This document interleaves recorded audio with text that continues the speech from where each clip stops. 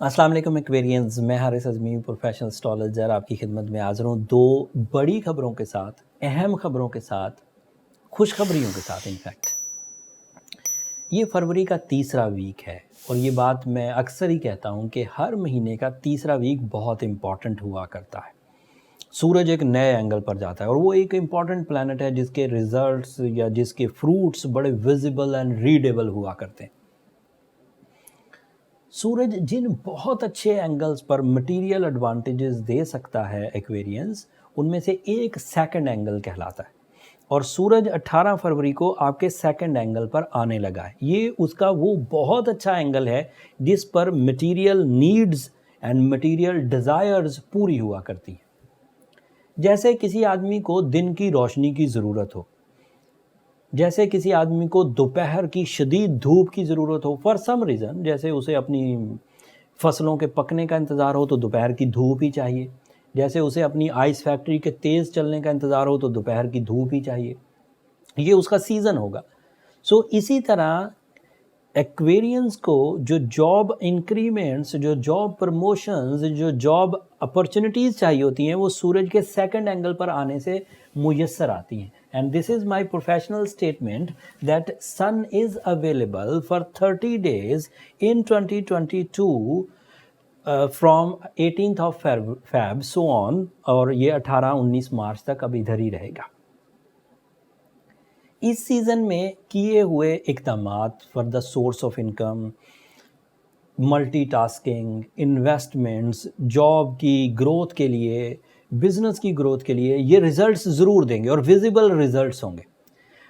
और मज़े की बात ये है कि इस दफ़ा सूरज अकेला नहीं है आपके सेकंड एंगल पर 18 फरवरी को। 18 फ़ेब को जब सूरज आपके सेकंड एंगल को या सेकंड हाउस को जाके ज्वाइन करेगा तो जुपिटर ऑलरेडी वहाँ मिलेगा जो स्ट्रेंथ ऑफ ग्रोथ बढ़ा देगा। मतलब सूरज अगर लेट्स से आपको 50% फ़ायदा दे सकता था अकेला, तो जुपिटर के साथ मिलकर लकीली वो 90 या 95% हो जाएगा। 40-45% एक्स्ट्रा एडवांटेजेस मिलेंगे जो सन के एडवांटेजेस से अलग होंगे, प्लस पॉइंट मिलेगा। सन अगर सेकंड एंगल पर हो तो ये लाइफ पार्टनरशिप की वजह बनता है। ये आपके लिए 7th एंगल का रिप्रेजेंटेटिव है, तो पसंद की शादी, तवक्कुआत के मुताबिक शादी। अगर शादी में कोई कॉम्प्लिकेशन पैदा हो गई थी, जैसे सूरज इससे पहले, आज से कोई 30 या 40 दिन पहले सूरज आपके 12th एंगल पर था, तो अगर कोई मिसअंडरस्टैंडिंग्स पैदा हो गई थी, अगर कोई शकूक पैदा हो गए थे और उससे आपके रिलेशनशिप बिल्कुल तितर बितर होकर रह गए थे, now when the sun is in second angle, so आपसी नाराज़गियों के जो कॉजेज़ थे वो भी रिपेयर होंगे, जो दिलों में टेढ़ापन आ गया था वो भी सेटल होगा। न्यू रिलेशनशिप अचीवमेंट्स के लिए भी यही टाइम सूदमंद है, सादतमंद है। पसंद की शादी का सक्सेसफुल होना और रिग्रेट लेस होना वो भी इसी सीज़न में एक्सपेक्टेड है। पार्टनरशिप वाले बिजनेसेस का आगाज़ करना वो भी इसी सीज़न में एक्सपेक्टेड है। आपकी बुज़दिली का खात्मा होना वो भी इसी सीज़न में एक्सपेक्टेड है। And even spiritual advantages also, because आपका जो फुल मून है वो 7th एंगल पर होगा। फुल मून रजब का है और ये 17 फरवरी को हो जाएगा। Full moon is always a fuel from the nature, जो आपके अंदर जज्बात, beauty loving nature, attention toward your love life, fuel toward your love life increase करता है, नई दिलचस्पियाँ पैदा करता है, नए काम करने को दिल करता है विद हाई अटेंशंस, बहुत तवज्जो के साथ। तो ये दो नए इवेंट थे। इन दो नए इवेंट से आपका रेशो अचानक 40-45% बढ़ जाएगा। जो रूटीन कर रहे हैं वही करना है, अलग से कुछ करने की ज़रूरत नहीं। साथ में मार्स आपके 12th एंगल पर है। ये एक ऐसा प्लैनेट था जो आपकी करेज को डाउन कर रहा था, लेकिन अब जब सन सेकंड एंगल पर आएगा तो आपकी करेज का जो डिक्लाइन था मार्स की वजह से वो स्टेबल हो जाएगा, डिक्लाइन नहीं होएगा। आपका मरकरी आपके फर्स्ट एंगल पर है, जहाँ पर आप पहले बात किया करते थे उसमें सिर्फ कैलकुलेशंस हुआ करती थी, उसमें सिर्फ क्रिएशंस हुआ करती थी। कैलकुलेशंस एंड क्रिएशंस आपकी पब्लिक इमेज को बेहतर कर रही थी। अब उसमें कॉन्फिडेंस ऐड हो जाएगा। Calculation, new creations with high confidence level, तो अब आपकी कामयाबी का म्यार और बुलंद होगा। पहले आप जो कुछ किया करते थे तालीमी कारकर्दगी के लिए, उसमें कंसंट्रेशन और कुव्वत हाफ़ज़ा होती थी, अब उसमें ब्रेवरी भी आ जाएगी। कंसंट्रेशन, कुव्वत हाफ़ज़ा प्लस आपकी bravery is equal to big educational achievements like exams, competition या हायर एजुकेशन, उसमें भी फ़ायदा होगा। फिर आपके लिए जो पोजीशन ऑफ सैटर्न है वो आपके फर्स्ट एंगल की है, that is your ruling also.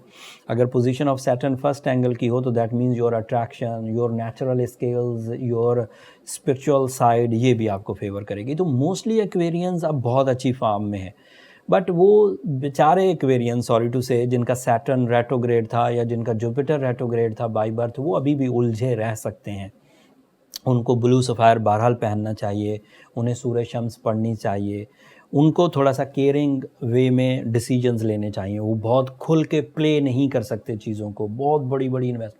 और अगर आपने ब्लू सफ़ायर पहन लिया, सूर्य शम्स पढ़ ली और आपकी वो वीकनेस, वो सेंसिटिविटी रिपेयर हो गई, तो फिर आप जितना दिल करता है करिए, फिर इशू नहीं है, फिर आपके पास काउंटर डोट है।